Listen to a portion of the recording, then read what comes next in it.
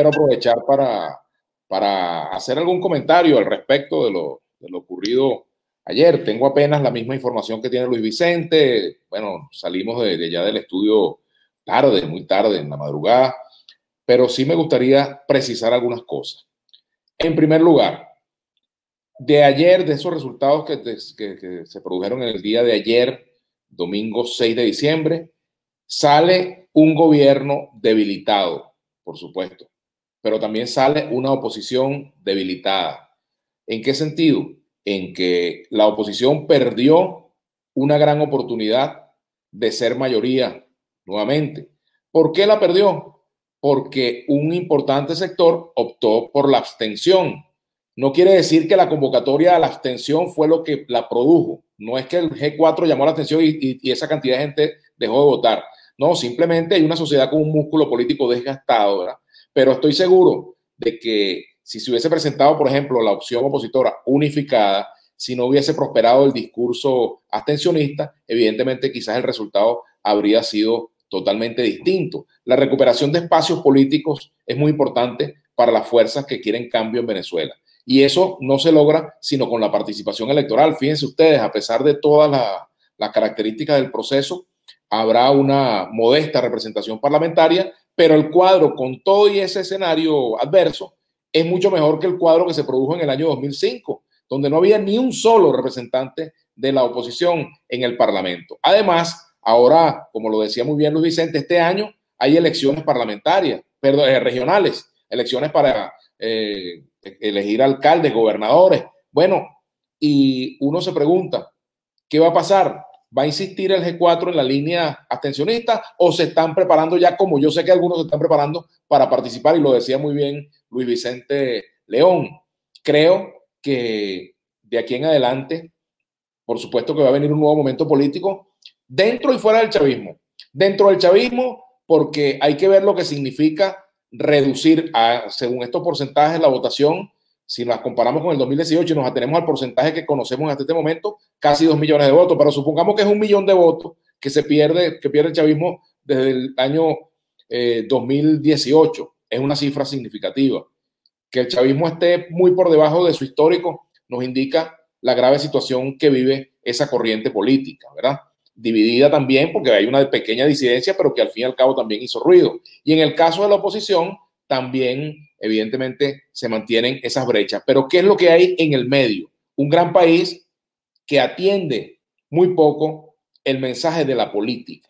Eso es lo que nos tiene que preocupar. Tenemos que reconectar al país, al gran país Venezuela, con la política como instrumento de superación de los problemas, como instrumento de cambio, como instrumento de confrontación ideológica, política, valga la redundancia, pero también como instrumento para el entendimiento en torno a la solución que Venezuela reclama para los graves problemas que tenemos. Ayer, por ejemplo, mientras se veían exiguas colas en los centros de votación, se veían inmensas colas en las estaciones de servicio para llenar los tanques de los vehículos, porque ese es un problema que efectivamente afecta a la población. Yo no sé cuántos electores se quedaron en las colas de la gasolina y que no fueron a votar por esa razón, pero es obvio que hay un contexto en el cual la dirigencia política venezolana no está dando las respuestas que el país espera.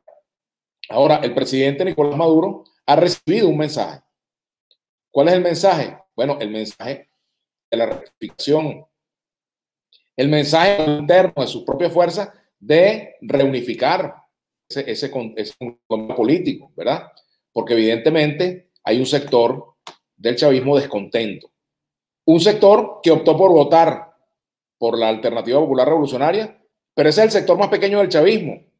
El sector más grande del chavismo se abstuvo, no votó por las opciones opositoras, ni seguramente va a votar tampoco en la consulta que se avecina. Es decir, el sector del chavismo que dejó de participar a pesar de los llamados a la movilización, a pesar de las operaciones de último minuto, a pesar de los mensajes y toda la cantidad de esfuerzo que se hizo a última hora. Bueno, un chavismo que se quedó en su casa, que no compró el mensaje del gobierno, que no compró el mensaje del PSUV, pero que tampoco compró el mensaje ni de la oposición que participó, ni está comprando el mensaje de la oposición que no participó en el proceso.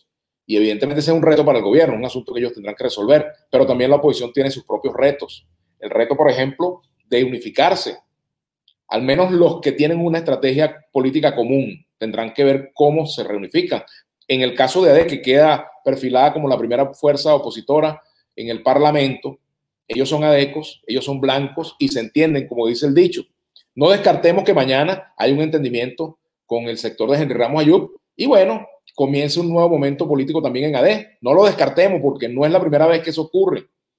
Ha habido muchos exadecos que volvieron al redil. Aquí, por ejemplo, cuando la división del MEP, cuando el movimiento electoral del pueblo nace como fuerza política y se produce la derrota de AD en el año 68 y Caldera asume la presidencia, bueno, al poco tiempo, quizás el 80 o el 90% de quienes eran parte del MEP regresaron a la vuelta de los años, se recompuso esa unidad. En este momento, yo no descarto que se dé un proceso también en Acción Democrática similar, pero eso está por verse. Ahora, en el caso de las otras fuerzas, el caso de Primero Justicia, Enrique Capriles tiene que tomar una determinación. ¿Cuál va a ser el papel de Enrique Capriles de aquí en adelante? ¿Cuál va a ser la línea política que él va a promover en este momento? Y en el caso del G4, que está convocando, por ejemplo, esta consulta, bueno, ellos tienen el reto de hacer realidad lo que han prometido. Ellos prometieron que iba a haber una asamblea funcionando después del 5 de enero. ¿Lo van a lograr? Yo tengo mis dudas. Primero, por todos los elementos que señalaba Luis Vicente, en el sentido de que el gobierno va a hacer lo imposible para que eso no ocurra. Pero además, porque en el propio seno de ese sector hay la convicción de que esa estrategia no conduce sino a una calle ciega, que no tiene destino, es una estrategia sin destino. También ellos tienen que revisarse, porque ¿qué pasa? Eso de estar celebrando la abstención que se ha producido ayer, eso de estar celebrando la baja votación del chavismo y celebrar que el 80% o el 70% de la población se quedó en su casa, es como celebrar un autogol de la Vinotinto. No, fue un autogol, no, pero metieron por lo menos uno, aunque sea en la propia cancha. Es decir, la abstención termina siendo un autogol para las fuerzas descontentas en el país. ¿Por qué? Porque dejas de movilizar a un electorado que te ha podido acompañar. Y entonces, ¿cuál es la explicación que le van a dar al país, por ejemplo, para que ahora a la vuelta de la esquina sí quieran ir a las elecciones de gobernadores, por ejemplo? Y a mí me parece que está bien que lo hagan, pero también deben una reflexión y una explicación aquí. Es decir, en general, todos los sectores políticos, tanto del gobierno como de la oposición que participó, como de la oposición que no participó, están en deuda con el país y le deben un conjunto de reflexiones, actos de contrición, pero además también actos de valentía, de nobleza política, de entender que el país tiene una grave crisis tan terrible que amerita el concurso prácticamente de todos. Aquí tiene que haber en Venezuela un proceso de negociación, de diálogo, de entendimiento sin exclusiones, es lo que yo creo, ¿verdad? Porque de lo contrario, de esa decepción que se desprende de los resultados, de esa apatía por la política, puede surgir cualquier cosa, puede surgir cualquier figura que termine capitalizando ese descontento y esa desazón, ¿verdad? Como a veces he dicho, pues como la mujer maltratada, Venezuela está como una mujer maltratada y bueno, que está en busca de que pase alguien y se la lleve, bueno, puede pasar así, ¿verdad? En este caso, que cualquier motorizado la monte y se la lleve y no se sabe para dónde. O sea, Venezuela necesita respuestas de quienes tienen la responsabilidad de la conducción política, tanto desde el gobierno como desde la oposición. Y necesita de un giro. Venezuela necesita de un giro. El gobierno de Nicolás Maduro tiene en sus manos la responsabilidad de dar un giro, también un giro político, pero también la oposición tiene que hacerlo. Y ese giro no tiene que ser hacia la persecución, hacia la represión, sino tiene que ser hacia el entendimiento, hacia la generación de consenso y hacia la generación de un clima, bueno, de mínima estabilidad política, de mínimas garantías para el poder hacer política. Tiene que respetarse esa minoría que va a estar en la Asamblea Nacional, se le tiene que dar su margen de actuación, tiene que procesar también sus propios conflictos internos en el chavismo. Y bueno, los políticos saben leer. El presidente Nicolás Maduro es un político, por muchas críticas que se puedan hacer, yo le tengo sus críticas también, obviamente que se las tengo y las he formulado públicamente desde hace mucho tiempo, pero es hora de que se sienten a analizar en frío ese resultado, eso que ha ocurrido en el día de ayer. Todos tienen que hacerlo, es una tarea pendiente para todos, para toda la dirigencia política del país.